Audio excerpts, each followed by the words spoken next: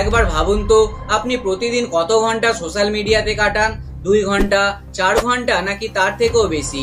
আমরা ভাবি আমরা সোশ্যাল মিডিয়াকে ব্যবহার করছি, কিন্তু আসল সত্যটা কি জানেন? বর্তমানে সোশ্যাল মিডিয়ায় আমাদেরকে ব্যবহার করছে। দিনের পর দিন আমরা প্রত্যেকেই আটকে পড়ছি সোশ্যাল মিডিয়ার এক অদৃশ্য ফাঁদে।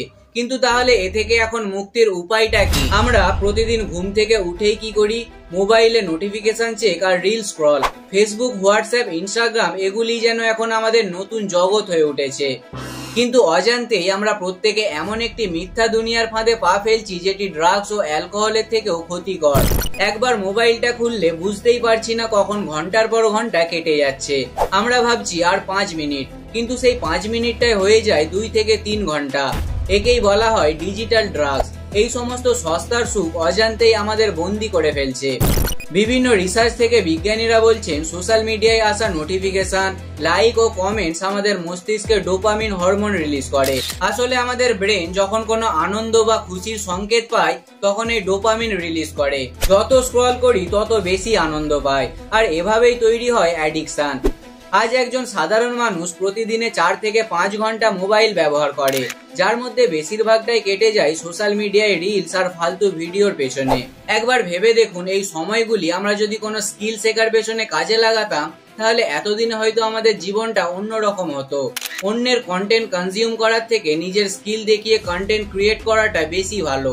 সোশ্যাল মিডিয়ায় আমরা দেখি কি সুন্দর সবাই সুখী, ধনী, সুন্দর আর সফল, কিন্তু বাস্তবে 90% ছবি ফিল্টার করা, সাজানো অথবা একেবারেই মিথ্যা। অন্যের বিলাসবহুল জীবন দেখে আমরা নিজেদেরকে তুচ্ছ তাচ্ছিল্য করি, কিন্তু বন্ধু বাস্তব জীবনটা যে সম্পূর্ণই আলাদা।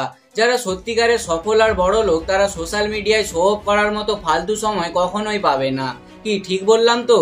একটি গবেষণা থেকে দেখা গেছে যারা বেশি সময় সোশ্যাল মিডিয়ায় কাটায় তাদের মধ্যে depression, anxiety, mentally weak, stress ও একাকিত্বের মতো সমস্যা দেখা যাচ্ছে। আপনি কি জানেন সোশ্যাল মিডিয়ায় আপনার প্রতিটি ক্লিক, সার্চিং, ফেস এক্সপ্রেশন, এমনকি আপনি কত সেকেন্ড কোন ভিডিওটি দেখলেন সবকিছুই রেকর্ড করা হচ্ছে।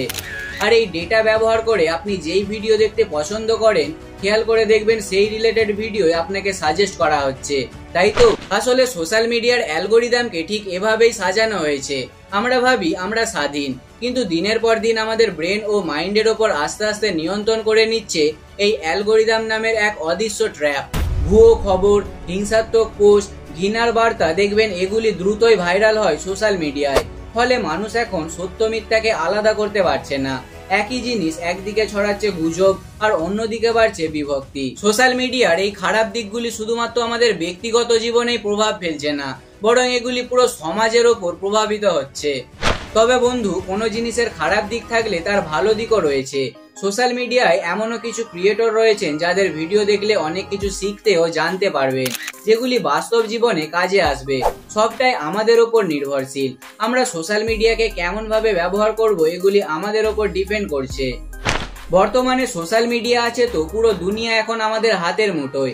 একবার সার্চ করলে আপনি বিশ্বের যে কোনো জিনিস ও যে কোনো জায়গা দেখতে পাবেন। সোশ্যাল মিডিয়াকে ভালো কাজে লাগালে খুবই মঙ্গল, কিন্তু খারাপ কাজে লাগালে পুরো জীবনটাই ধ্বংস।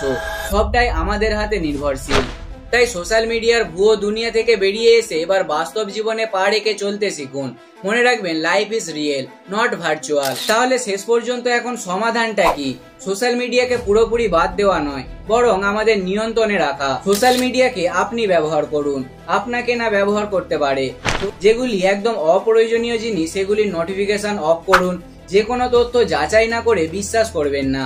ভুয়ো ইনফ্লুয়েন্সারদের ফাঁদে একদম পা দেওয়া চলবে না। আর জীবনের আসল মুহূর্তগুলি পরিবার, বন্ধু বান্ধব ও নিজের কাজের মধ্যে দিয়ে যতটা পারবেন কাটানোর চেষ্টা করুন। এই ট্রিক্সগুলি ফলো করলে হয়তো সোশ্যাল মিডিয়ার অ্যাডিকশন থেকে অনেকটাই বাঁচা সম্ভব হবে।